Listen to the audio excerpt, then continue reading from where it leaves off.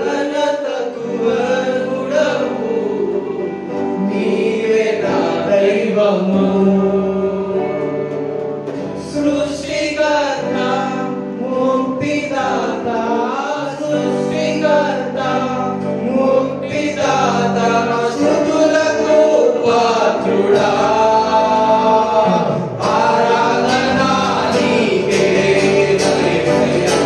ఆరాధన నీకే.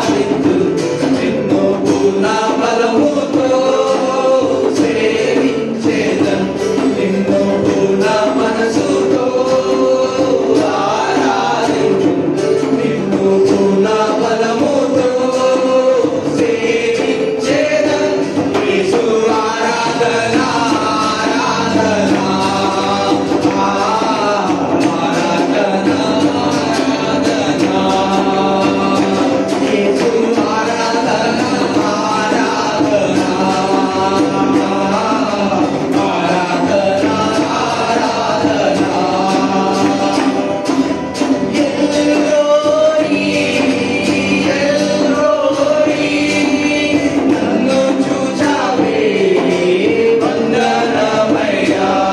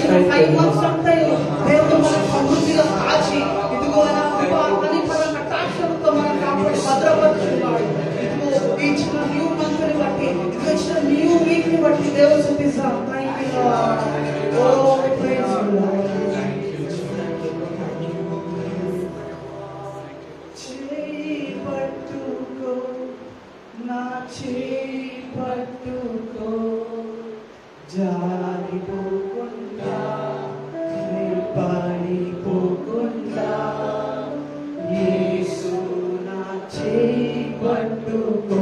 అందరూ చెప్తారా? ఇదిగో ఆయన మన చేయి పట్టుకున్నప్పుడు మనం ఎలాంటి స్థితిలో ఉన్నా, ఎలాంటి పరిస్థితుల్లో మనం నడిపించే దేవుడు. ఇదిగో మనం ఎన్నో వారిని చేయిని విడిచిపెట్టి జీవిస్తాము, కానీ మన చేయిని విడిచిపెట్టే దేవుడు కాదు. ఇదిగో ఈ రోజు ఈ క్రీస్తు మనసులో నువ్వు చేయి పట్టుకొని ఇదిగో ఇప్పటివరకు దేవుడిని తీసుకొని వచ్చి ఉన్నాడు. ఇదిగో అనేక మార్గాల చేయి విడిచి పరిగెత్తుతున్నప్పుడు, ఇదిగో అనేక మార్గాల చేయి దగ్గర వస్తున్నా నీవు గ్రహించకుండా ఇదిగో దేవుడికి దూరంగా ఉన్నప్పుడు ఇదిగో ఆయన ఎంతగానో చెయ్యి పట్టుకొని ఇదిగో నడిపించి ఇదిగో ఎత్తైన స్థలమాన్ని చేస్తాడని ఎంతగానో ఆశ కలిగి ఉన్నాడు. ఈ రోజు ఈ ఆరాధన సమయంలో నీ చేయి దేవుడికి ఇస్తావా? అందరూ పాటలు అందరూ పాడినప్పుడు బాగా రిపీట్ చేసుకుంటారు. ఒకవేళ మీకు పాట రాకపోతే దేవుడు స్థుతించండి. ఒకరు కూడా ఇది ఆరాధిస్తారు. ఇదిగో ఆయన సన్నిధికి వచ్చి మౌనంగా ఉండడం దేవుడికి ఎంతగానో ఎంకరేజ్మెంట్ గా ఉన్నది. ఇదిగో ఒక పొలిటీషియన్ వస్తే అందరు లేచి చప్పట్లు కొట్టి అని ఎంతగానో ఆనంద చేస్తారు. ఇదిగో మీరున్న స్థలంలో మీ అధికారులు వస్తే ఎంతగానో ఈ లోక అధికారులకు నువ్వు ఎంతగానో గౌరవిస్తావు కదా. ఇదిగో దేవాది దేవుడు ఈ పరలోకంలో కూర్చొని ఆయన ఎన్నో ఏ ఒక నీతి మంత్రుడు లేని దేవాలను నీతిలో జీవిస్తూ ఇదిగో మనలాంటి పాత్రలు ఏర్పరచుకుంటుండగా మనం స్థుతించకుండా ఉంటారు. ఎంత అవమానకరం కదా.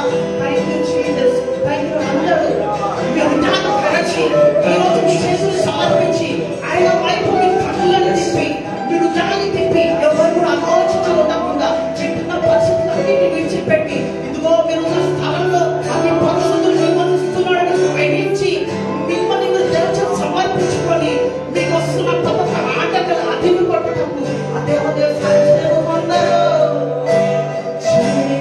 పట్టుకో నా చేయి పట్టుకో, జారిపోకుండా పడిపోకుండా యేసు నా చేయి పట్టుకో,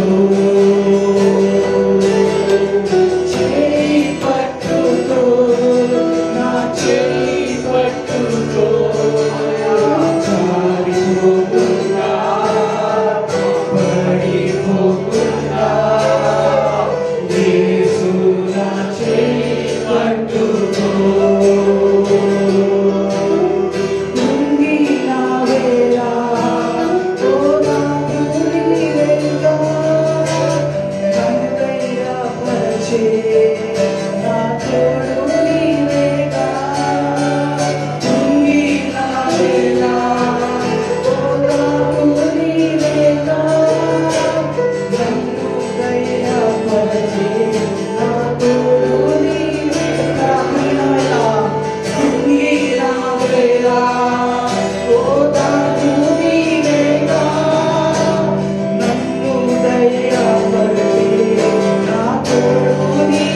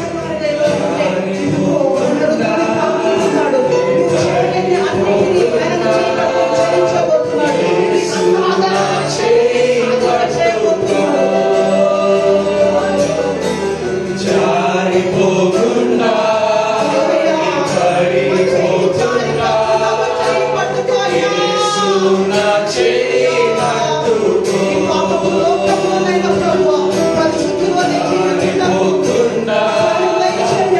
ఈ రాకడకు సిద్ధపరచండి. ఈ రాకడలో ఎలాంటి దాగు లేకుండా పరిశుద్ధులుగా జీవించే పరిశుద్ధతను దయచేయండి. మాకున్న వస్తువులు తొలగించి పరిశుద్ధ వస్తువు ధరింపచేయండి అయ్యా. జారిపోకుండా పడిపోకుండా యేసు నా చేయి పట్టుకో. జారిపోకుండా పడిపోకుండా యేసు నా చేయి పట్టుకో. జారిపోకుండా పడిపోకుండా యేసు నా చేయి పట్టుకో.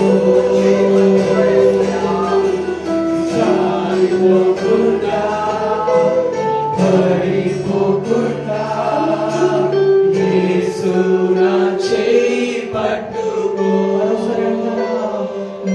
జారిపోకుండా పడిపోకుండా యేసు నా చేయి పట్టుకో. చేయి పట్టుకో. చేయి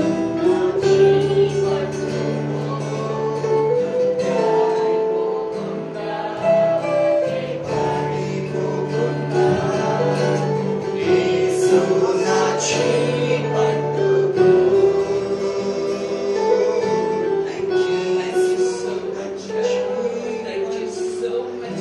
Please be seated. Please be seated. We thank our worship team and we glorify God for this time of worship which has lifted up into the heavenlies. మరి కాలబృందంతో మనమందరూ ఎంతో ఆనందమైన గీతాలు పాడాము. దాని ద్వారా మనమందరూ కూడా స్వర్గంలోకి వెళ్ళినట్టు పరలోకంలోకి వెళ్ళినట్టుగా మనం గ్రహిస్తున్నాము. We thank our Lord and Savior Jesus Christ on this first Sunday in the month of May when we have all gathered together to receive the body and the blood signifying. మరి మే నెల మొదటి ఆదివారము మనం వెళ్ళినట్టు ఇక్కడందరూ కూడా మనం చేసినట్టు దేవుడు మనం చేస్తున్నాము. అది కాకుండా మరి మనమందరం కూడా దేవుని శరీరంలో మరి రక్తంలో పాల్గొంచుకున్నవారు. And we thank the Lord God Almighty for this day. మేము దీనికంతటి కూడా ప్రభుత్వ విధానాలు Let us చెల్లిస్తున్నాము. bow our heads together in prayer before we go into God's word. మరి దేవుని వాక్యం వినకుండా మనమందరం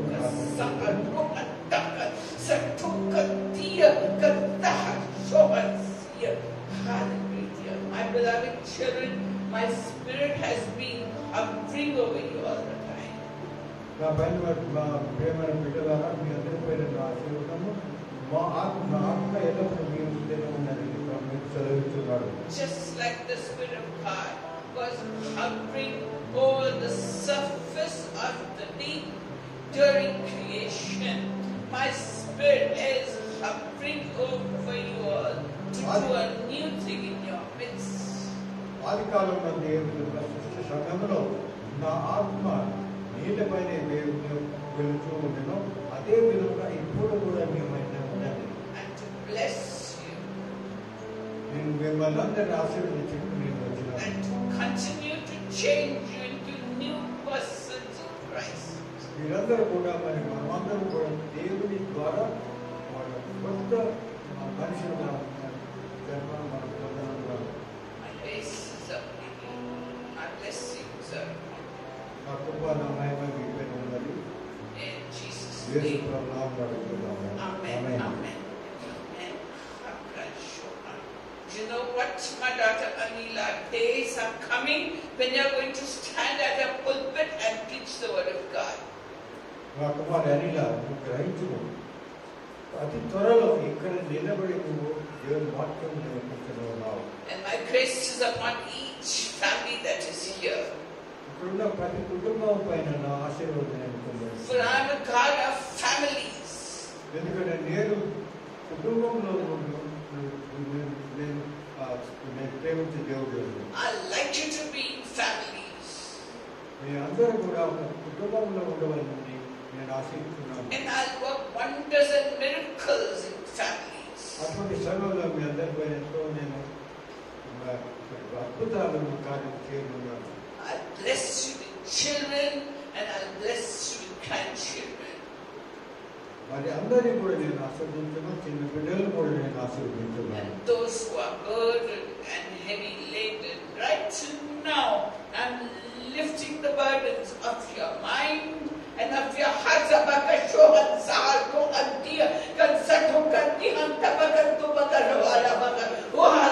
My grace is coming upon you powerfully. I'm standing at the door of your heart and knocking at the door of your heart. ప్రయాసపడి భారం మోస్తున్న వారినంతా నేను మీ మధ్యలో ఉన్నాను. నా ఆశీర్వాదాల వల్ల మీ అందరినీ మీ పైన ఆశీర్వాదాన్ని ఇవ్వబడిస్తాను. దాని ద్వారా మీరందరూ కూడా నా సమీపకు వస్తున్నారు. Open the door of your heart మీ హృదయ ద్వారం తెరచండి. so that I can work signs, wonders, miracles in your life. దాని ద్వారా మీ జీవితంలో అతి అద్భుత కార్యములు జరుగుతుందని. That I can give you the desires of your heart as you talk to me and I talk to you. మీ హృదయ వాంఛలన్నింటినీ నేను తీర్చనున్నాను. Let me have the highest position in your heart and put my throne in your heart where I will be seated in the heavenlies. మరి మీరందరూ కూడా నా సింహాసనం నా హృదయం మీ హృదయంలో పెట్టుకుని దానిలో వచ్చి నేను కూర్చోడాన్ని దేవునికి ఆదేశిస్తున్నాను. Open your hearts and expect great things from the Almighty ఈ God. హృదయ ద్వారం చేసి మీ జీవితంలో ఎంతో మౌనతమైన క్రియలు జరగనున్నావని గ్రహించండి. My grace and mercy is upon you. నా కృప నా మహిమ మీ పైన ఉన్నది. And you know what, you young boys who have led this house into worship, my grace is upon each one of you very powerfully. మరి ఈ యువకులందరికీ నేను సందేశం ఏమిస్తున్నానంటే మీరు చేసిన పరిచర్యను నేను గ్రహిస్తున్నాను. కాబట్టి మీ అందరిపైన నేను ఆశీర్వాదాన్ని My పొందుతున్నాను. grace is upon you very powerfully, and I will bless you in spirit, and I will bless you in your secular work. I will bless you as you come in. I will bless you as you go out. మీరు ఎక్కడ ఉన్నా కూడా నా ఆశీర్వాదాన్ని మీ పైన ఉంటుంది. మీరు ఇక్కడ వచ్చేటప్పుడు మీకు వెళ్ళిపోయేటప్పుడు మీ పరిచయం ప్రదేశంలో కూడా సెక్యులర్ పనులు ఎక్కడ చేస్తున్నా అక్కడ కూడా మీ పైన నా ఆశీర్వాదాన్ని నేను And పొందుతున్నాను. through your ministry, Abrahamic blessings will come upon yourselves and also the congregation. మీ పరిచర్యల ద్వారా అబ్రహాం యొక్క ఆశీర్వాదం మీ పైన పొందనున్నారు. మీరే కాకుండా మీ కుటుంబాల పైన కూడా నా అబ్రహాం ఆశీర్వాదాన్ని నేను My పొందుతున్నాను. grace and mercy is upon you. నా కృప నా మహిమ మీ పైన ఉన్నది. In Jesus' Yesu name. ప్రభువుగా అడుగుతున్నాను. Amen. Amen. Amen. Amen. Hallelujah. Hallelujah. So we were discussing the book of Romans. Yes, and we completed 2 chapters. ఇంతవరకు మనకు రోమి గ్రంథంలో మరి ధ్యానించుకుంటే 2 అధ్యాయముల వరకు మనం చదివినాము. Do you know what, my son Karunakar? My eyes are upon you all the time, and my ears are open unto your cry. Your heart is crying out to me, Katoka Sato. When God, when will there be a revival in my family? When God, when my son, the revival is coming, it's on the way, and it will strike you in a powerful way. And you praise the Lord God Almighty. Karunakaran నా కుమారుడు నీ పైన నా దృష్టి ఎల్లప్పుడూ ఉన్నది. నువ్వు చేసిన మరలంటే నేను వింటున్నాను. నువ్వు నన్ను అడుగుతున్నావు, దేవుడు ఎక్కడున్నాడు. ఈ విధంగా నేను కష్టాలు పడుతుంటే నా కుటుంబంలో దేవుడు ఎక్కడున్నాడు ప్రశ్నిస్తున్నావు. కానీ దేవుడు నేను నీ దగ్గరికి వచ్చి నీకు పూర్తికి కావాల్సింది నీకు సమకూర్చలేదు. Hallelujah. Hallelujah. And little nice, I have got my eyes upon you. ప్రతి వారి పైన కూడా నేను నా దృష్టి పడుతున్నాను. I plan to lift you very high. నేను విక్కిడి పైకి ఎక్కిపోయాను. And and use you in my kingdom for the glory of God. నేను నా స్ట్రక్చర్లో పైకెత్తి వినియోగించనున్నాను. Hallelujah. There is a rebellious spirit moving in this place. Nazareth ke Yeshu Messiah ke naam se I bind and break and curse and destroy the spirit of rebellion moving in this place. I order you out of this room in Jesus' name. I order you out and apply the blood of Jesus on the doorposts and lintels of this room in Jesus' name. ఇక్కడ ఒక సాతాను శక్తి ఉన్నది, తిరుగుబాటు చేసే సాతాను శక్తి ఉన్నది. దానిని యేసు ప్రభు నామమున ఇక్కడి నేను వెలగొట్టుతున్నాను. So the Lord God is asking us in Romans chapter 3, He's asking us,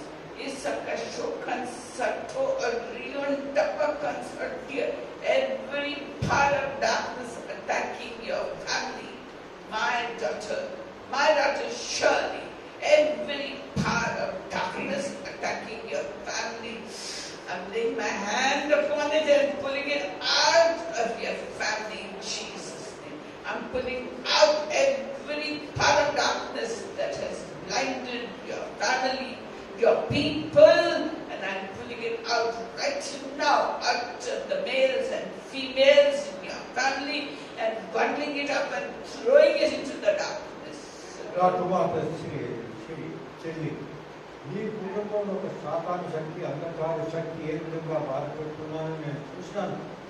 నా నామముతో వాటినన్నిటిని కూడా ఇప్పుడే మీ గృహం నుంచి వెళ్ళగొట్టుకున్నాను. And I'm pouring the blood of the Lamb upon the members of your family that they may get salvation and give their hearts to me totally, completely for the glory of my name. ఈ కుటుంబంలో ఉన్న ప్రతి వారి పైన కూడా మరి శిలువలో నేను కాచిన రక్తంతో వాటినందరి వారి పాపాలన్నింటినీ కడిగి వారి పూర్తిగా నేను ముక్తి కలిగిస్తున్నాను. So we are discussing Romans in chapter 3, and here Paul is saying, is there any advantage in being a Jew? Is there advantage in being a Jew? Or is there advantage in being a Gentile? Why should the Jews be given a separate position? మరి ఇక్కడ రోమేలు గ్రంథంలో మరి పాలు మన అందరికీ హెచ్చరిస్తున్నాడు. యూదుడు అవడం వల్ల నాకు ఏమి ఎక్కువ దొరుకుతుంది, ఏమి ఎక్కువ అంతస్తు దొరుకుతుంది, అన్యుడిగా ఉండడం వల్ల నాకు ఏమి తక్కువ దొరుకుతుంది అనే విషయాల గురించి మళ్ళీ ప్రశ్నిస్తున్నాడు. So the Jews are a selected people and God selected them to give them His laws. He never gave anybody any laws till Mount Sinai when Moses went up and he gave His laws to the Jews. మరి యూదులలో ప్రత్యేకత ఏమిటంటే యూదులను దేవుడు తన సంఘంగా గుర్తించాడు. వాడికే మరి పూర్తిగా ధర్మశాస్త్రమును తెలిపినాడు mount సైనాయిలో. He chose them as a people of God, as a people of His own, to reveal His mind to them and to show His glory. I bind and break and curse and destroy every part of darkness hovering over here. Every part of darkness hovering over here. I bind it, break it, curse it, and I destroy it, and I pull it out. I pull it out and throw it into the dark region. ప్రతి శాతాన్ని శక్తిని యేసు ప్రభుని నామమున నేను వెళ్ళగొట్టుతున్నాను. So the Jews are important people because God spoke to them on Mount Sinai and declared His laws to them. Yes, they are very important people in the kingdom of God, and it is from this Jewish race came Abraham. మరి రెండో విషయం ఏమిటంటే వారు దేవుడు తన ధర్మశాస్త్రాన్ని వారికి ఇచ్చినాడు. దాని తర్వాత వారి వంశము ద్వారానే మరి యేసు ప్రభు వచ్చాడు. అందరికీ మనకి రక్షణ కల్పించు యేసు ప్రభు వచ్చాడు అనే విషయం కూడా మనం గుర్తించాలి. He gave His promises to the Jews, but the Jews broke His promises, and they were a people who told lies. And we know that God can never lie. God cannot tell a lie. So God, you can see how angry He was with the Jews. మరి దేవుడు చెప్పిన ప్రమాణాలు మరి వాగ్దానాల ప్రకారం యూదులు నడవక దేవుని మార్గం నుంచి దూరమైనారు. అప్పుడు దేవుని ఆగ్రహం వారిపై వచ్చినది. And so we find that people say, is it okay to tell lies? It is okay to do wrong things. మరి మీరు చూసినట్లయితే దేవుడు వాగ్దానం చేసినాడు. వాగ్దానం చేసిన తర్వాత యూదులు మాత్రమే ఆ వాగ్దానములు ప్రకారం నడవలేదు. So in వారు verse, ఏమనుకున్నారంటే మేము అబద్ధాలు అడిగినట్టే పర్వాలేదు అనుకున్నారు. కానీ దేవుడు అబద్ధం రాడు, అబద్ధం చేయవారిని సహించడు అనే విషయం మనం అందరం గ్రహించవచ్చు. so in verses 5 to 8, Paul is saying that some people are saying it's okay to do sin, it's okay to tell lies, it's okay to be in darkness. మరి కొంతమంది అనుకుంటారు పర్వాలేదు కొన్ని పాపం చేసినప్పుడు అనుకుంటే పర్వాలేదు. ఎందుకంటే సామాన్యంగా మనం ఊహించేది ఏమంటే పాపం చేస్తే మనం దేవుని ప్రతి క్షమాపణ అడుగుతాం, మాకు క్షమాపణ ఇస్తారు కాబట్టి పాపం చేస్తూనే ఉండొచ్చు. అది ఒక చురుకైన భావన మన అందరిలో వస్తుంది. ఈ విషయాన్ని మనం ముఖ్యంగా గమనించవచ్చు. It is okay because it shows bad things about us, it shows us how bad we are, so it's good to be bad because then we can contrast with God who is pure and who is holy. We say God is so pure and holy and we are so bad. So the worse we get, the better we show God in a good picture. Is this kind of reasoning correct? Tell me. మరి అదేవిధంగా మనం ఎంత పాపంలో దాని వ్యతిరేకంగా దేవుడు ఎంతో పరిశుద్ధమైన వాడు అనే విషయం మనకు తెలుస్తున్నది. కాంట్రాస్ట్ అంటే ఒకరిలో ఒకరు ఎంత భేదం ఉన్నది మనకు తెలుస్తున్నది. కాబట్టి అటువంటి సమయంలో మనం దేవుడి సమీపంలో వెళ్ళడానికి మన దగ్గర అర్హత ఉండదు. So to show how good we are, to show how God is, should we get worse and worse and say, see, we are so bad and God is so good. Does God need that kind of logic? మనం ఏమి prove చేయాలనుకుంటున్నాము? దేవుడు అంతా పరిశుద్ధమైన వాడు, కానీ నేనెంతో మరి పాపనని మీరు లోకం తెలపాలనుకుంటున్నారా? అది కాదు అని దేవుడు మనకి సెలవిచ్చినాడు. So do you use wrong things for getting a good purpose? దానికి కారణముగా మనము మరి ఇటువంటి మార్గాల్లో నడిచి దేవుడికి విరోధమైన మార్గాల్లో నడిచి దేవుడికి వ్యతిరేకమైన మార్గాల్లో నడిచి దేవుడు ఎంత పరిశుద్ధుడు, నేనెంత పాపి అనే విషయాన్ని మనం చూపించాలనుకుంటున్నాను. కానీ మీ ఉద్దేశం సరైనది, కానీ మీరు చేయడం కార్యం సరైనది కాదు. So in England, they have a story about a man called Robin Hood, you know. He gathered many people around them, and what he would do, he would go to the rich people, attack them, steal their wealth, and give to the poor people. That's what Robin Hood was doing, and people considered him a great hero. What a wonderful man, he's helping the poor. దీనిని మనం robin హుడ్తో పోల్చవచ్చు. అంటే మనము ఏ విధంగా యోచిస్తున్నామో robin hood అన్న కథను మనందరికీ మనకి తెలిసి ఉంటుంది. రాబిన్ హుడ్ ఎటువంటి వాడంటే పూర్తిగా అక్కడున్న ఎంతమంది ఐశ్వర్యవంతులు ఉంటారో వారందరి దగ్గరికి వెళ్ళి వాటిలో డబ్బులు తీసుకుంటారు. జబర్దస్తికి డబ్బు తీసుకొచ్చి మరి బీదరికంతా మరి ఆ డబ్బు ఇచ్చేవాడు అనమాట. కానీ కార్యం చేసిన మంచిదే, కానీ ఏ విధంగా చేస్తున్నాడో అది సరైన విధానం కాదు. So is it good to steal from people? He's using the wrong method, but he's doing the right thing, helping the poor. Like that even today. Many rich people, they take bribes, you know, government servants, they take bribes to give your signature on the check, and they say, we help the poor people. Are they doing the right thing?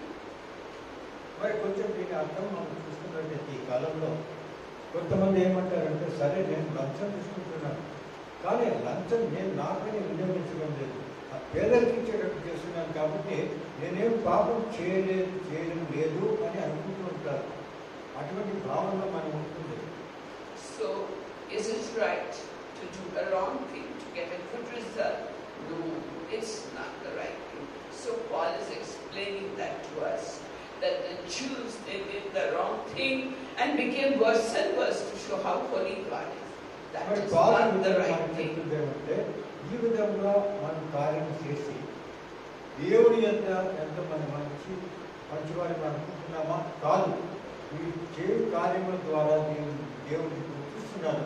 మీరు పాప కార్యములు చేసి సంపాదిస్తున్నారు. ఆ సంపాదన దేవునికి ఇష్టం లేదని మనం అందరూ గ్రహించాలి. So from verses 9 to 18 now we discuss in chapter 3. 9-18 వచనంలో చాప్టర్ 3లో మనం చూస్తాము. So Paul is saying Jews are sinners also and Gentiles also are sinners. Both are sinners. మరి ఇక్కడ క్లుప్తంగా పౌలు ఏం చెప్తున్నాడంటే యూదులు పాపులే, మరి అన్యులు కూడా పాపులే అన్నారు. Jews have sinned, Gentiles have sinned, nobody is good. మరి యూదులు ఏమంటున్నారంటే ఈ అన్యులు జంటలు వీళ్ళంతా పాపం చేసేవాళ్ళు, మేమే మరి దేవుని బిడ్డలు అంటూ ఉండేవాళ్ళు. So Jews got the laws of God, but they didn't follow the laws of God. Gentiles don't have the laws of God, but they have got a voice of conscience. They do not follow the voice of conscience. So no one anywhere in all the world is doing the right thing, and everyone is guilty. The whole world has gone wrong. That's what Paul is saying. మరి ఇక్కడ Paul చెప్పేదానికి తాత్పర్యం ఏమిటంటే యూదులకు పూర్తి ధర్మశాస్త్రం దేవుడు ఇచ్చాడు. వారందరికీ తెలుసు ధర్మశాస్త్రంలో ఏ విధంగా నడవాలి, ఇది చేస్తే పాపం, అది చేస్తే పుణ్యమని అనుకోవాలి. అన్యులకు తెలియదు, జడ్జెస్ తెలియదు, కానీ వారి హృదయమే వారి సాక్ష్యం, మనస్సాక్షి ఉన్నారు. కాబట్టి రెండు విధాలుగా యూదులు కూడా పాపాలు చేస్తున్నారు, అన్యులు కూడా పాపాలు చేస్తున్నారు. కానీ యూదులు దేవుని వాక్యం చేసి పాపాలు చేస్తున్నారు. Paul is saying people have filthy mouths. With the same mouth they are telling lies, which is very wrong. మీరు చూసినట్టయితే మునికైనా మరి నోటితో మనమందరం కూడా అబద్ధాలు మరి పాపాలు చేసుకుంటాం. Ask yourself, have I told lies before you? I said yes, I have told lies, not anymore, but in my past life I have told many lies. I have told white lies, I have agreed with lies and totally harmed and not been a good person at all. I'm thinking in my mind, I'm a good person, I don't do any wrong, but with my mouth, the same mouth, I have uttered white lies, not very bad lies, but a lie is a lie, and a white lie is a white lie, it's a lie, and God hates it. Or if you keep quiet when somebody is telling a wrong thing, what does it mean? That you are agreed with the wrong thing. And that also I've done. I didn't do any wrong, I just kept quiet. I was just feeding all lies to myself till Christ came and transformed me. So I don't utter lies. Even if the truth is bad and painful, I speak the truth today. Why? Because in Christ everyone is a new creature. Old things have passed away and new things have come. So we as a congregation, as a group, should also be aware and alert in our hearts and in our minds. Are we using our mouth wrongly? Are we using it wrongly? Are we gossiping about someone? Are we tearing down someone's character? Let us be very sensitive and be very careful with our mouths. మనమందరము అనుకుంటుంటాము, నేనేం పాపం చేయలేదు, ఏం పాపం చేయలేదు. ఒక అబద్ధాలు ఆడినా కూడా నేను బయట అంటే తెల్ల అబద్ధం అంటే ఆ అబద్ధం మాట్లాడడం వల్ల ఎవరికేం నష్టం కావడం లేదు. కాబట్టి అటువంటి అబద్ధం చేస్తే ఏం లేదు, పాపం అవుతుందా కాదు అని అనుకుంటాం. కానీ దేవుడు చెప్పేది ఏమంటే నువ్వు ఏ విధమైన అబద్ధం ఆడినా కూడా అబద్ధమే. అది వైట్ లైన్ కావచ్చు, తెల్లది కావచ్చు, నల్లది కావచ్చు, ఎర్రది కావచ్చు. కాబట్టి ఏ పాపం చేసినప్పుడు మన కొరకు మనం అనుకుంటా నేనేం పాపం చేయలేదు. కానీ మన జీవితాల్లో మనం చేస్తున్న పాపాలు ఒకవేళ వేరేవారు మరి పాపం చేస్తుంటే మాట్లాడుతుంటే దేవుని గురించి చెడ్డగా మాట్లాడుతుంటే మనం వ్యతిరేకించకపోయిన ఎడల మనం అది పాపం చేస్తున్నట్టే. కాబట్టి మనం అనుకోకూడదు నేను మంచివాడు, అతను ఏదో అనుకుంటాడు, నాకు దాంతో సంబంధంలో నేను ఉంటూ ఉంటాను. కానీ వేరే వారి గురించి మనం మాట్లాడుతుంటాం, అరే అట్లా బాయ్ ఇట్లా బాయ్ చేశారు. And some దానికి ఎవరికి నష్టము కావడంలా. కానీ దేవుని వాక్యం ప్రకారము స్లాండర్ అంటారు. స్లాండర్ అంటే వేరే వారి గురించి మీరు చెడ్డగా మాట్లాడుతారు. అది చాలా అది పాపము, చాలా పాపం. కాబట్టి మనం అనుకోకుండా నేనేం పాపం చేయలేదు. కాబట్టి అందరూ పాపం చేస్తున్నాం, మేమందరూ కూడా పాపం చేసినాం. కాబట్టి మనం ఎల్లప్పుడూ కూడా కొత్తగా జన్మించిన వారి వల్ల జీవితాన్ని సాధించగలం. And some people, they kill with their words. Their words are like sharp arrows that come like daggers and hit your heart and bring tears to your eye.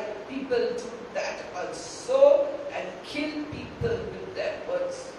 మరి మనము మాట్లాడేటప్పుడు ఎంత కఠినముగా కొంతమంది మాట్లాడతారంటే అదొక బాణము హృదయంలో పుంజుకున్నట్టుగా మనకు తెలుస్తుంది. మనం అంటున్నాం, నేను చెప్తున్నాను, ఆయన్ని నేను ఈ విధంగా అంటున్నాం.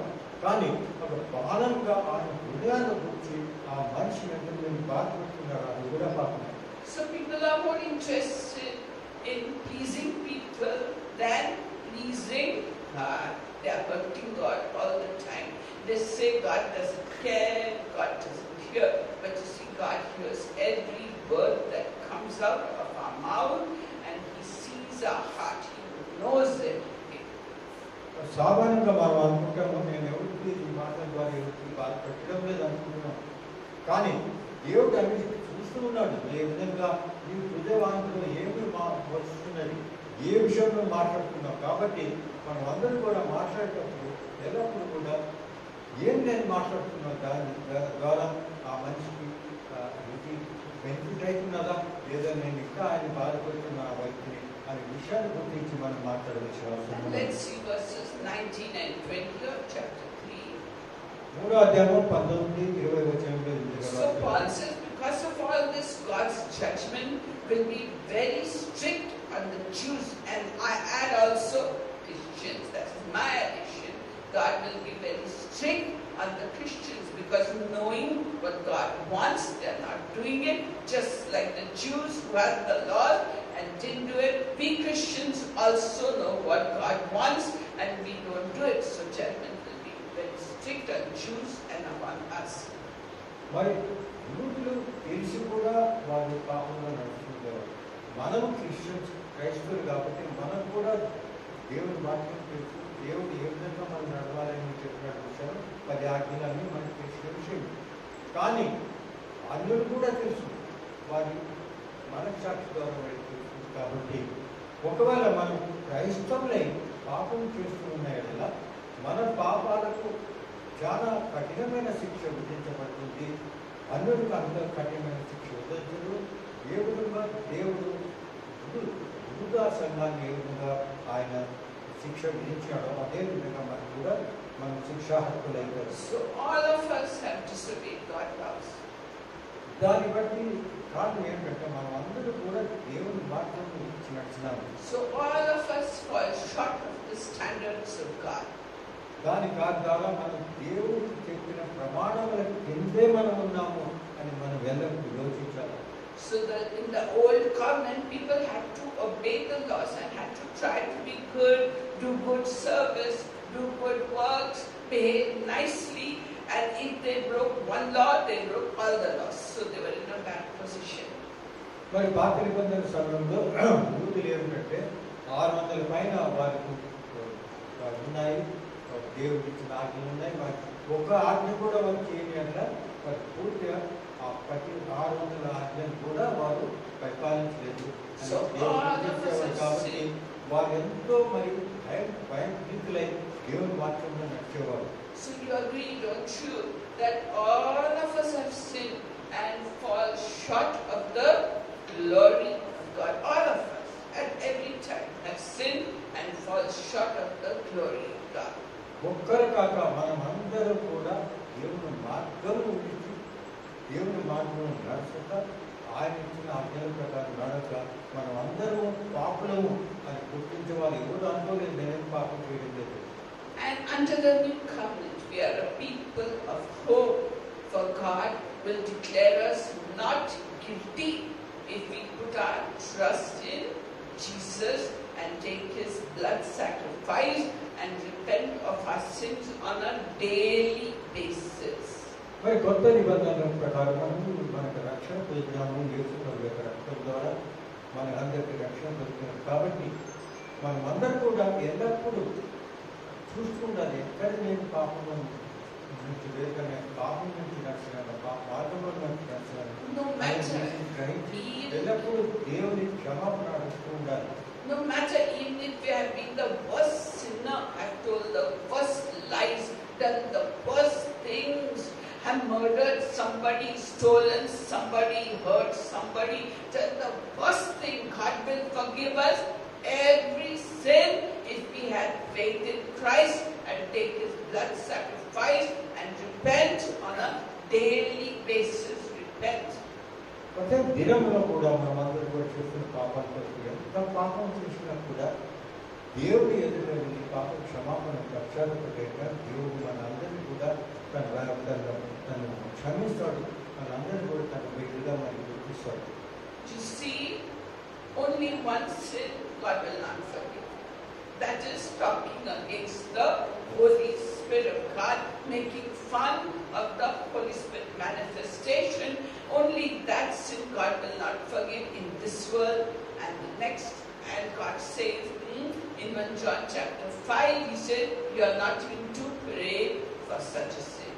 You should not speak against the Holy Spirit, and if someone has, you are not even to pray for them. ప్రతి పాపముకు దేవుడు క్షమిస్తాడు, కానీ ఒక్క పాపముకు మరి దేవుడు క్షమించడు. అదే పాపం పెట్టే పరిశుద్ధాత్మను చూసి మనం హేళన చేసి మరి పరిశుద్ధాత్మ గురించి చెడ్డగా మాట్లాడిన ఎలా ఆ పాపం ఎప్పుడు కూడా దేవుడు క్షమించడు అని ఈ గ్రంథంలో రాసి ఉన్నది. So we find that repentance is not just once in your lifetime.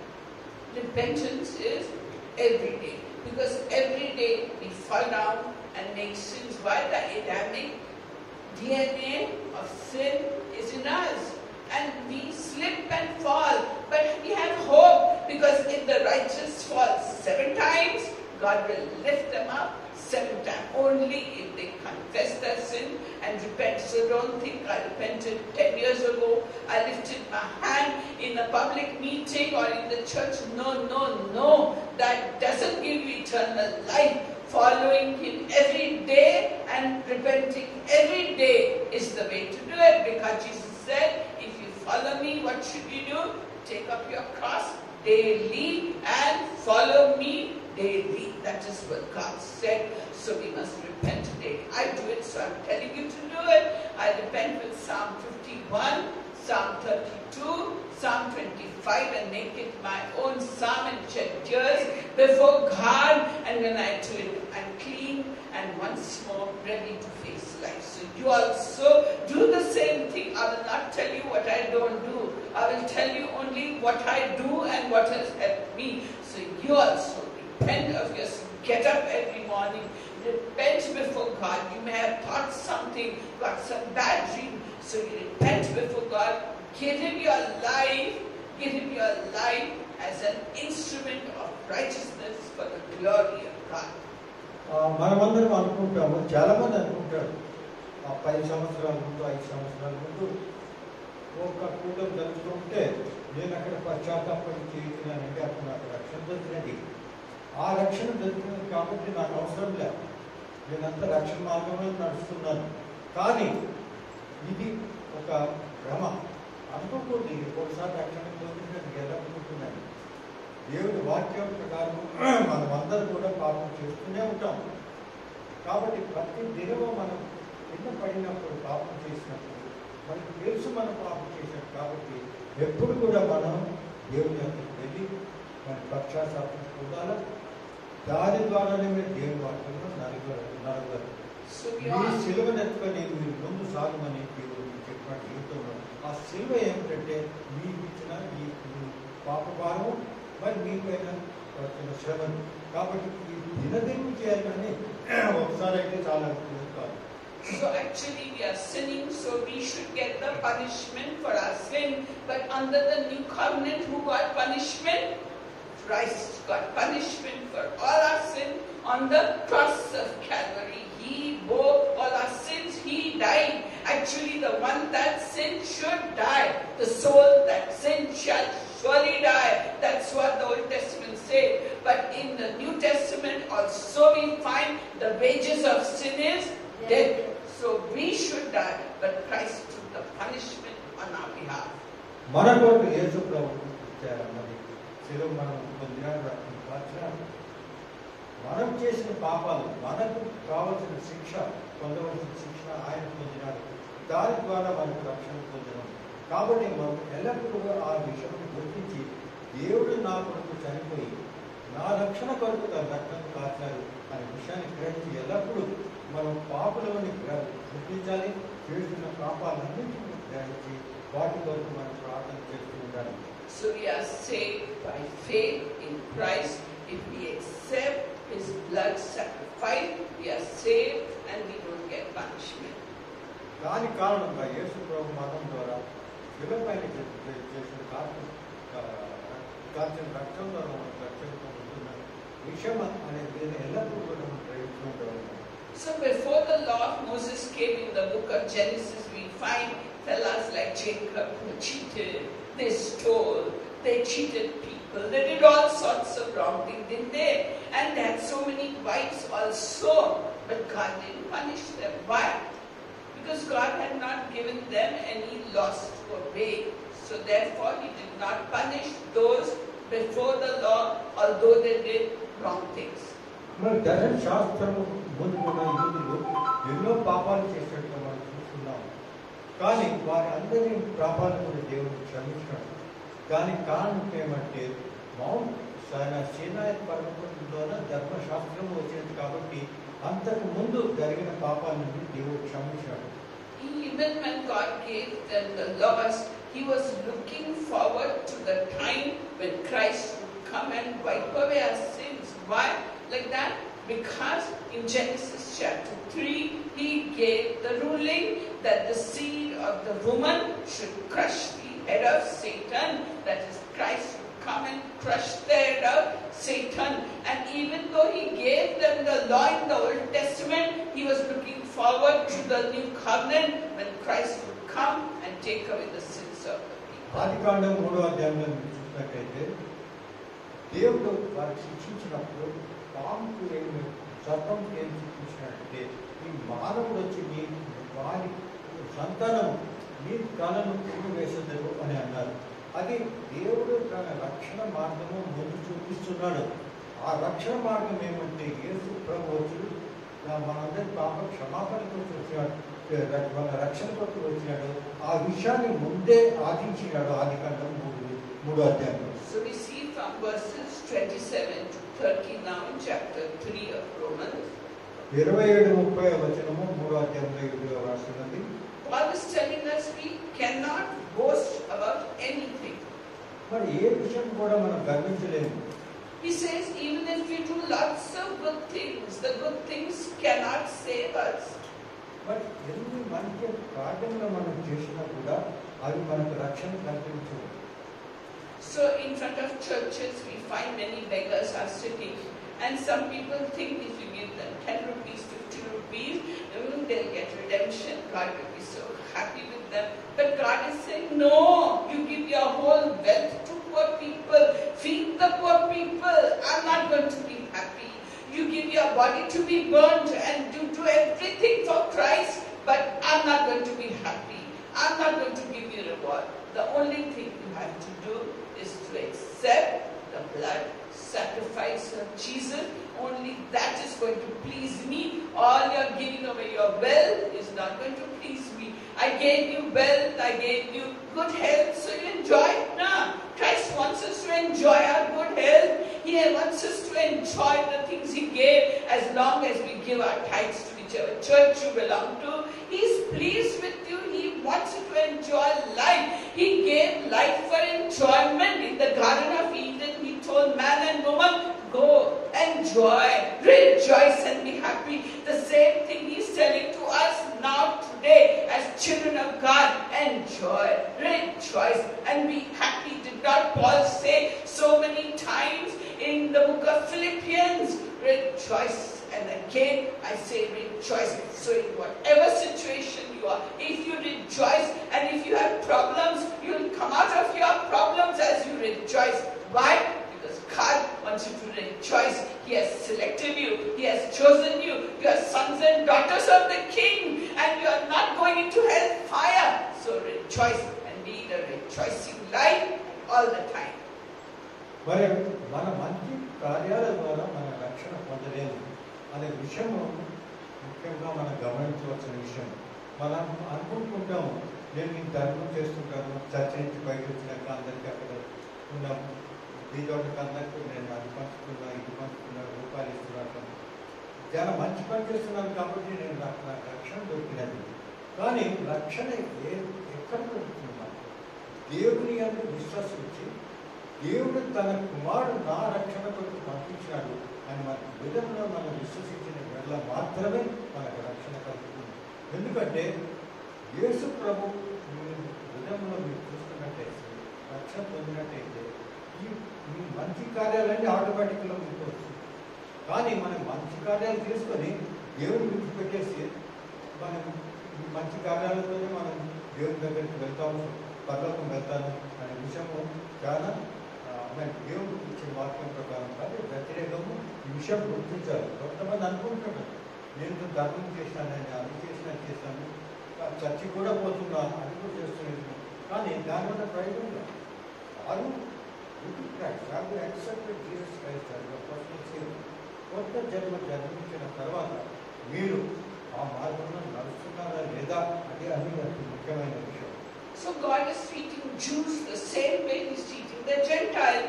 The Jews were given laws, they are not following it. So God said, okay Jews, I'm giving the new covenant, follow it. And Gentiles, you are not my people at all, but now you follow Christ and are saved by Christ. So both Jews and Gentiles can be saved only by trusting in Christ, not by their good works. So what happens to the nation of Israel? They still discuss that later in chapter 11 of Romans.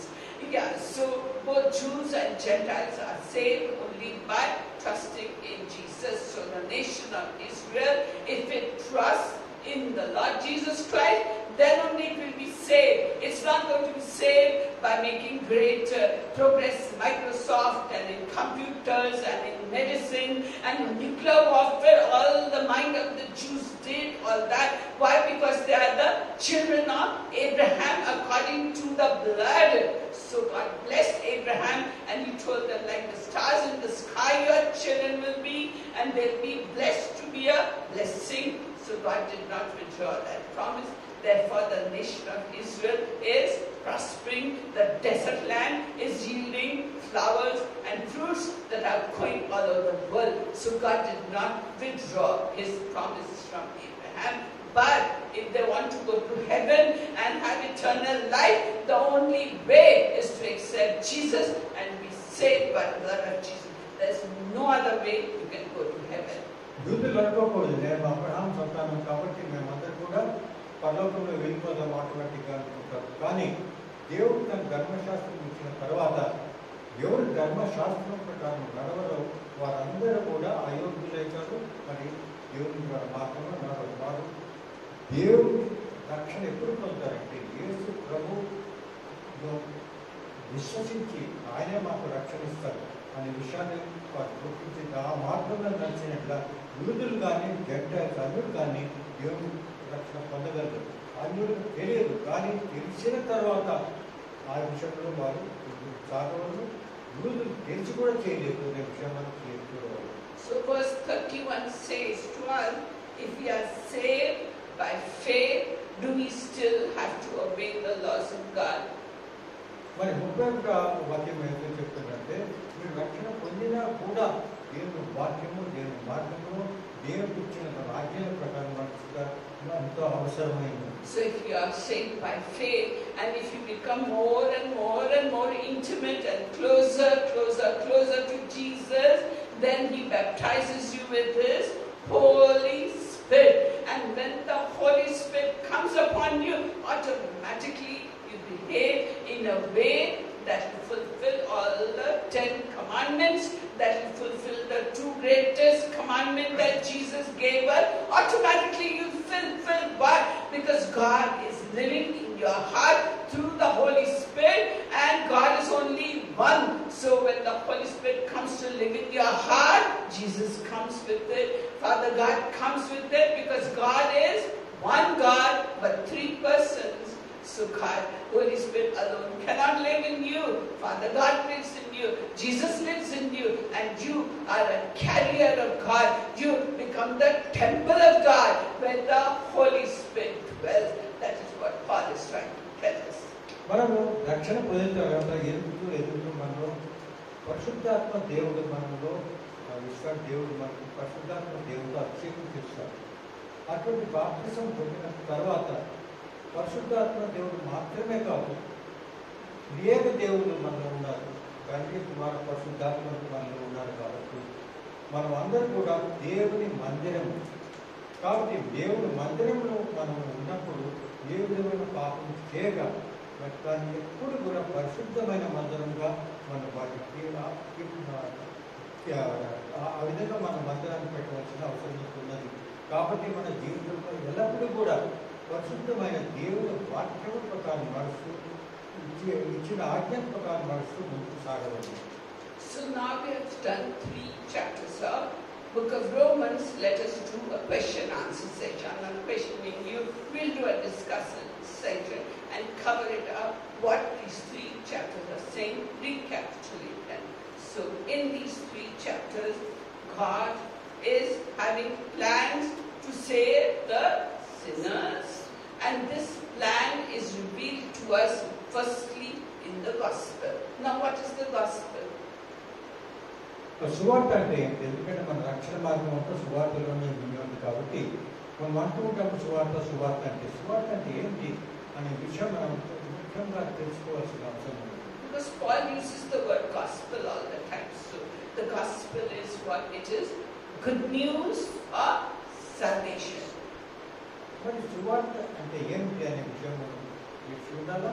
ఆ సువార్త ద్వారానే మనకు రక్షణ దొరుకుతుంది అనే విషయం కూడా మనకు తెలిసి ఉండాలి. So in this world we find the people are despairing and they are full of evil and they have no hope. So in this picture they have to hear something good. You know, people in the world like to hear something good. So in their despair and in their evil, the good news they need to hear. And how do they hear the good news? From you and from us and from each one of us, little children, middle-aged people, older people. Everyone wants to hear something good, and that good news is what Paul is preaching. మరి ఈ ప్రపంచంలో చూసినట్టయితే ఎంతో నాశనము, అన్యాయము మరి పాపంతో చెలరేగుతున్నారు. ప్రతి వారు కూడా ఒక విషయాన్ని అన్వేషిస్తున్నారు. శాంతి సమాధానం ఎక్కడి నుంచి వస్తుంది నా దగ్గరికి, దేవుడు ఎవరు, ఎక్కడ ఉన్నాడు, ఏ విధంగా నాకు సాయం చేయకూడదు అని ప్రతి వారు కూడా ప్రశ్నిస్తూ ఉంటారు. కాబట్టి మనకు తెలుసు దేవుడు ఏ మార్గంలో దేవుని దగ్గరికి మనం వెళ్ళగలము అనే విషయం మనకు తెలుసు. కాబట్టి మన డ్యూటీ అవుతుంది. కాబట్టి మనం వెళ్ళి వేరే వారికి సువార్తను అందించి దాని ద్వారా వారి రక్షణ మార్గంలో నడుచుకుంటూ మన డ్యూటీ పడుతుంది. So life is often hard, and life brings us many hurts and many disappointments, illnesses in our bodies, financial troubles, family relationship trouble. Your own family members don't like you, don't like to talk to you and think you're crazy if you follow God. So people are looking for something in this maze of problems of this world. They're looking for something that will give them hope. We all want hope, don't we? So people are searching for that hope. మరి మీరు చూసినట్టయితే ప్రతి కుటుంబంలో ప్రతి ఎక్కడ చూసినా కూడా జనంలో ఎన్నో విధమైన పాపాలు ఉంటాయి. వారికి ఎన్నో విధంగా కష్టాలు, శ్రమలు పొందుతుంటారు. రిలేషన్షిప్ ప్రాబ్లం, మరి భార్యాభర్తల మధ్య ప్రాబ్లం ఉంటుంది, తల్లిదండ్రుల మధ్య ప్రాబ్లం ఉంటుంది. ప్రతి వారిలో కూడా ఏదో ఒక సమస్య, ఒక ప్రాబ్లం ఉంటుంది. కాబట్టి ఈ సమస్య నుంచి ఏ విధంగా మనం దూరం వెళ్ళాలి అనే విషయం మనకు గ్రహించాలి. దాని మార్గంలో నడుస్తూ మరి దేవుడు ఇచ్చిన వాక్యం ప్రకారం నడుస్తూ మరి వేరే వారికి కూడా ఆ వాక్యాన్ని బోధించాలి. ఎందుకంటే వారు కూడా అదే అన్వేషిస్తున్నారు కాబట్టి So people are తెలిసిన వారై ఆ విషయాన్ని మనకు చెప్పవలసిన అవసరం ఉంది. So people are basically searching for peace. Even nations are searching for peace. Nations are going to war. Ukraine is being destroyed. People are fighting all over the world. In India, North India, South India, fighting terrorists coming. We need peace. We need peace. And the only peace that people are going to get is if they hear good news. Good news that they don't have to worry about anything. Good news that Jesus has come to save them out of the pits of despair, out of the prison in which Satan got them. Satan has tied up the hands and the legs of people so that they are not free at all. They are in bondage, and the only way to break that bondage, to get peace and security and permanent joy in your heart, is through the gospel. The good news, and that good news is that Christ is the answer to all of man's problems. మరి పూర్తి ప్రపంచంలో ఎంతో కల్లోలంగా ఉన్నది. యుద్ధాలకు పోతున్నారు, ఒకరితో ఒకరు పోరాడుతున్నారు. ఏ దేశంలో చూసినా కూడా మనం ఎక్కడ చూసినా కూడా ఏదో ఒక పోరాటం జరుగుతుంటుంది, తిరుగుబాట్లు జరుగుతున్నాయి, శాంతి సమాధానం లేదు. కాబట్టి అందరూ కూడా శాంతి సమాధానాల కొరకు మనం చూస్తుంటారు. కాబట్టి ఈ శుభవార్త ఏమిటి? యేసు ప్రభు వచ్చి మనకందరికీ రక్షణ ఇచ్చి దాని ద్వారా శాంతిపూర్తిగా ఆయన విషయము మనం చెప్పుగా అది మన డ్యూటీ, మన ఇంపార్టెంట్ అని మనం ఎంతో గుర్తించాలి. కాబట్టి మన సువార్తను ప్రచురించగా మనం ఎంతో మన జీవితంలో ముఖ్య భాగంగా గ్రహించవచ్చు. There has to be power in what you speak and tell people. And the Bible itself says that Bible words have inherent power. They are alive. Bible words are alive. And they are powerful. And they bear fruit. And whatever is alive is an action word. It is not a dormant word that is lying still. Bible words are alive. Why are they alive? మరి దేవుని వాక్యము 2 అంచెల ఖడ్గమని మన పద్ధతి వాక్యంలో రాసినది. అది ఎంతో శక్తివంతమైన వచనం. కాబట్టి మనము శంకించకూడదు. నేను మాట్లాడితే ఈ మాట వింటాను లేదు.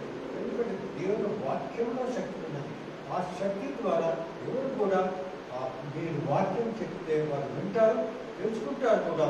ఎందుకంటే ఒక అథారిటీతో, ఒక అధికారంతో మాట్లాడుతున్నట్టు వారు గ్రహిస్తారని మనం గ్రహించి ఈ వార్తను మనం అందరికీ అందిస్తాం.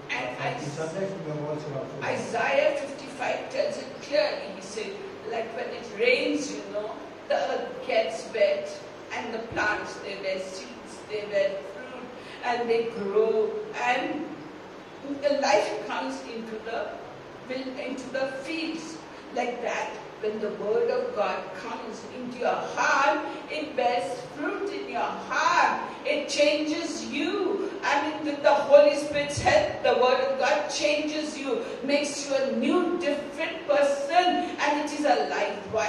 Because we know John chapter 1 verse 1 said, in the beginning was the Word, and the Word was with God, and the Word was God. And verse 14 says, the Word became flesh. So what is this Bible? This Bible, every word in it is what? Jesus. The Word is the Bible, and this Word became a human being. So when you read the Bible, the work it does in your heart is being done by Jesus, and the Word is alive. Therefore, in the book of Colossians, Paul says, the Word of God has its own inherent power. Therefore, I tell you, read the Word every day. Read it aloud so that it will work in your minds, in your hearts, in your body. It is not like your scientific books or the history books or any other book. Those books are written by minds of people. But this Holy Bible is written by God's breath. God breathed the life into it. Or the Holy Spirit inspired. The Holy Spirit came upon the authors of whoever wrote this book. It came upon them and told them what to write. It told them the mind of God. So this Bible, Old Testament, New Testament, the whole Bible, don't say we will read only the New Testament. No, This whole Bible is Word of God. Every book in it is alive. It is powerful. It does the work for which it's sent. And what work did God send it? He sent it to bear fruit in your life. Fruit of the Holy Spirit. And we all know the fruit of the Holy Spirit as in Galatians 5 verse 22 onwards. Love, joy, peace, patience, kindness, goodness, faithfulness, gentleness, self-control. All these fruits it will bear. And if you are in Satan's world, you will have satanic fruits. Hatred, cunning, lies, gossip, adultery, being immoral, and making money, taking bribes, telling lies, all that fruit. So which fruit do you want? You want the fruit of God because you want peace in the world, and that peace will come to you only through the gospel or the good news. So don't you want this good news in your family? Don't you want this good news in your place of work? Don't you want it amongst your relatives and friends? Or you want to hide that peace, that good news in your heart? So therefore Jesus is telling you, telling me, go into all the world and proclaim the gospel to all creation, because he who is believed and is baptized will be saved. They will have eternal life, and those who don't believe will perish. So we as a people, our job is only to tell this peace, giving good news of the gospel. That's what Paul taught us in chapters 1 to 3 of the book of Romans. మరి Paul 1వ అధ్యాయం నుంచి 3వ వచనము, 3వ అధ్యాయం రాసినది ఏమి ముఖ్యాంశము, దాని తాత్పర్యం ఏమిటంటే, మరి యెషయా గ్రంథము 55వ అధ్యాయంలో 11వ వచనంలో ఇచ్చిన వాసన ఏ విధంగా మరి విత్తనము నాటిన తర్వాత పైనుంచి వర్షం వస్తుంది, వర్షం వచ్చిన తర్వాత మొదలెత్తి చెట్లు ఎత్తి పండిస్తాయి అని రాసినారు. అదే పోలికతో మనం చూసినట్టయితే ఈ కాలంలో మనకి పరిశుద్ధాత్మ దేవుడు మనం వచ్చినాడు. పరిశుద్ధాత్మ దేవుడు ఏంటంటే దేవుని వాక్యం ఏం చెప్తున్నట్టు యోహాను సువార్త 1వ అధ్యాయంలో మీరు చూసినట్లయితే ఆది వాక్యం దేవుడై ఉండను, దేవుడు మనుష్య రూపం పొంది మన దగ్గరికి వచ్చినాడు అని 1 నుంచి 14వ వచనం వరకు రాస్తున్నారు. కాబట్టి దేవుని గ్రంథం ఏమిటంటే అది దేవుని వాక్యం. దేవుని వాక్యం ఎవరు రాస్తారంటే ఎవరు కవులు వారు రాయలేదు, కానీ దేవుడు ప్రేరేపణతో, పరిశుద్ధాత్మ ప్రేరేపణతో రాసిన పుస్తకం ఇది. కాబట్టి గాడ్ బ్రీత్ అంటే దేవుడు తన మాటల ద్వారా ఇది చేశాడు. వారు దాన్ని వేరే స్టైల్లో రాసుకుంటారు, కానీ అందరూ కూడా దేవుని ప్రేరేపణతో మరి రాసి ఉన్నది. కాబట్టి కొత్త నిబంధన కానీ పాత నిబంధన కానీ ప్రతిదీ కూడా దేవుని వాక్యము. ఆ దేవుని వాక్యం మనలో ఉండాలి. ఆ దేవుని వాక్యం మనలో ఉన్నట్టయితే మనకు ఆ శక్తి వస్తుంది. మనం ఈ సువార్తను, శుభవార్తను దేవుడు మన రక్షణ కొరకు యేసుప్రభువు మనకు పంపించాడు అనే విషయము అందరికీ చెప్పవలసిన కర్తవ్యం మనకు ఉన్నది. ఎందుకంటే అశాంతితో మరి బాధపడుతున్న ప్రపంచంలో అన్నిటి కూడా ఈ శుభవార్త చెప్పవలసిన అవసరం ఎంతో ఉన్నది. And it is your faith that is going to ignite God's good news. You take a matchbox and light the matchstick and put it on paper, it ignites that paper. Like that, life is going to come in the gospel through your mouth if you have faith in God. And many people in the old had faith in God, and they saved themselves, their families, and the world.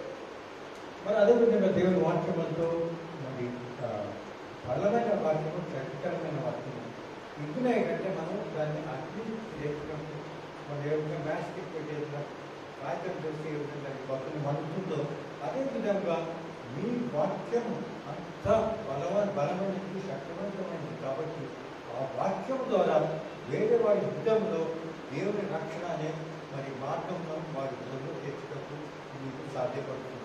So one man who had that faith to save the world was Noah. He built an ark. God told him, build an ark. Poor fella. Never saw water, never saw river, but he obeyed God and built the ark according to God's specification. He saved his own family. 8 of them were saved, and the animals and birds, whatever, all was saved, and a great flood came. All that happened, and Noah was saved because of his faith. మరి విశ్వాసం గురించి మరి ఉదాహరణ చూసినట్టయితే Noah ఏ విధంగా దేవుడు చెప్పిన ఆజ్ఞ ప్రకారం నడిచాడు. ఆ ప్రదేశంలో వాడు ఎప్పుడు కూడా వానరు వర్షాలు వచ్చేది కాదు. కానీ దేవుడు చెప్పినాడు, ప్రతి ఓడ చేయి, నేను ఇక్కడ పూర్తిగా నా జలాలను అతికి అందరినీ నాశనం చేయమన్నాను, కాబట్టి నువ్వు ఒక పడవను ఓడ చేయమని చెప్పాడు. కాబట్టి నువ్వు చూసినట్టయితే ఏ విధంగా అతను ఓడ చేస్తాడు. ఎంత విశ్వాసం ఉండాలి అటువంటి చేయటం. ఎందుకంటే ప్రతి వారు చూసి నవ్వుతూ ఉండేవారు, ఇక్కడ వానలే రావే వరదలు మాట్లాడుతున్నావు. కానీ ఆ దేవుడి యొక్క ఎంతో విశ్వాసం ఉండాలి. కాబట్టి ఆ విశ్వాసం ద్వారా మరి అతని కుటుంబం అందరూ కూడా రక్షణ పొంది మనం అందరూ కూడా చూస్తున్నాం. దేవుడు సంతోషంగా మనం ఉండాలి. Therefore Paul says in Romans chapter 1 and verse 16, I am not ashamed of the gospel, because it is the power of salvation for everyone who believes, first to the Jew, then to the Gentile. So, should we be ashamed of the gospel? Tell me. Look at yourself. Are you ashamed of telling this good news to others? Christians keep quiet. They don't want to share the good news. They will say, what would they say if we tell them that fear is in the heart of Christians? మరి రోమా అధ్యాయము 1వ అధ్యాయం 16వ వచనంలో పాలు ఏమనుకున్నాడంటే, నేను దేవుని వాక్యం చెప్పుకుంటే నేను ఎప్పుడు నేను శంకించను, మరి నేను సిగ్గుపడను. దేవుని వాక్యం నేను చెప్పానంటే అది శక్తివంతమైన వాక్యం, దాని ద్వారా అందరికీ రక్షణ కలుగుతుంది. కాబట్టి మాకు ఏ విధమైన సిగ్గు కానీ ఏ విధమైన అవమానం కూడా కాదు. నేను వాక్యం నేను చెప్పుకుంటూ సాగుతూనే ఉంటాను. ఎవరికైనా కానీ ఎప్పుడైనా కానీ నేను వాక్యం చెప్పుకుంటానని ఇక్కడ పాలు చెప్తున్నాడు. అదే విధంగా మన జీవితంలో కూడా మనం సిగ్గుపడుతున్నామా, ఒకరికి చెప్పాలని శంకిస్తున్నామా, అది దీనికి చెప్తే ఏమనుకుంటాడు, ఆరు చెప్తే ఏమనుకుంటాడు మనం అనుకుంటున్నామా, అది అనుకోకూడదు.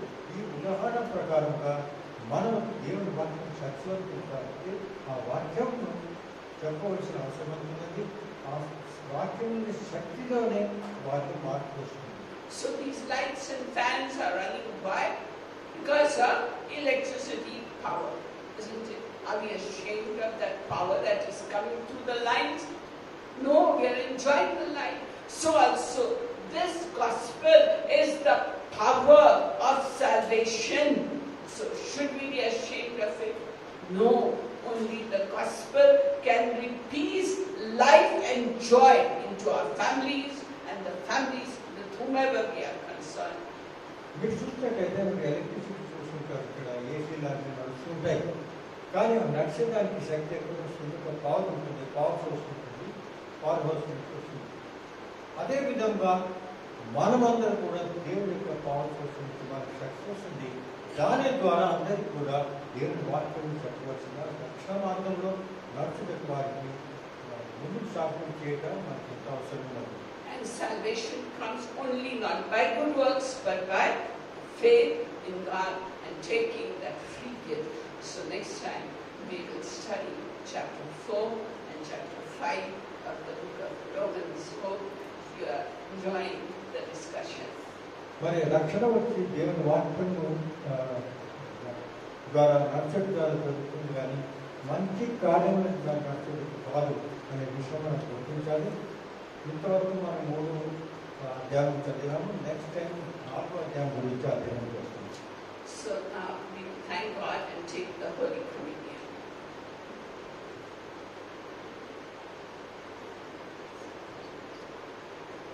As is our custom, on the first Sunday in the month, we take the Holy Communion. And so please give others.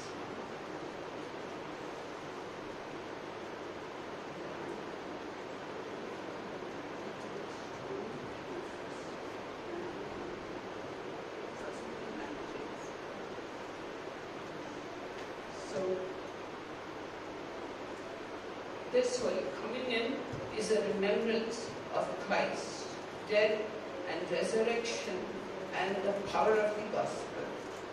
మరి హోలీ కమ్యూనియన్ ద్వారా మనకి దేవుడు మనకి ఏ విధంగా రక్షణ కల్పించాడు అనే విషయాన్ని మనం జ్ఞాపకం చేసుకుని మరి Holi communion.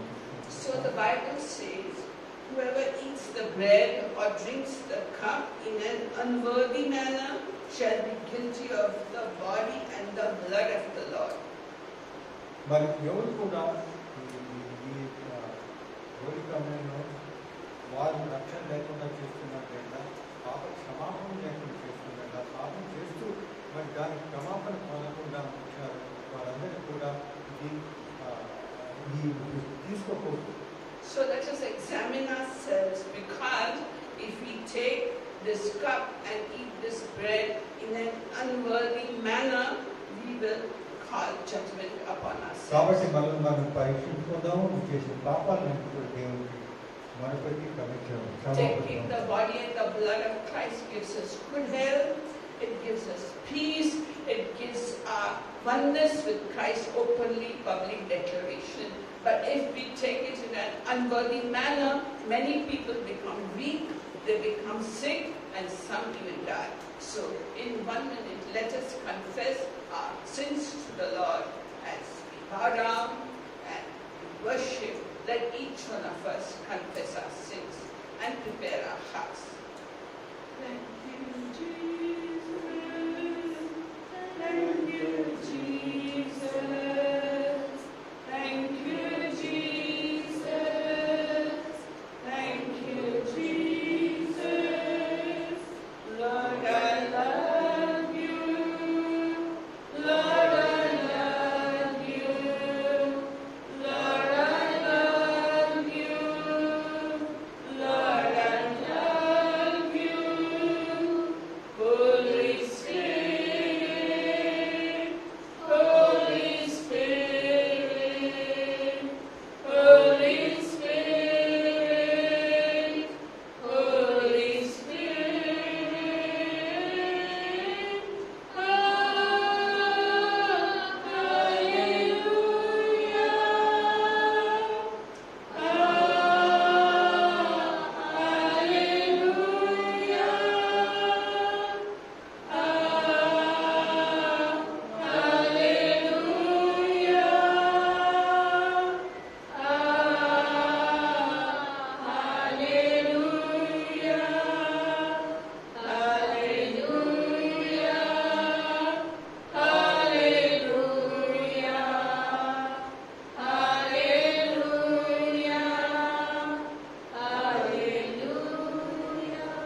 Let us take our cups and bread, for I receive from the Lord that which I also delivered to you, that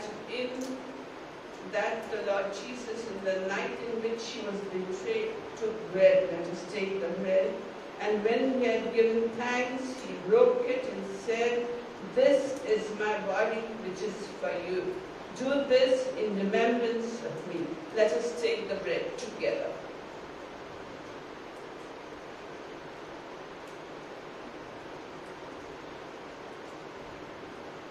In the same way, he took the cup also after supper, saying, "This cup is the new covenant in my blood. Do this as often as you drink it in remembrance of me." Let us take the cup.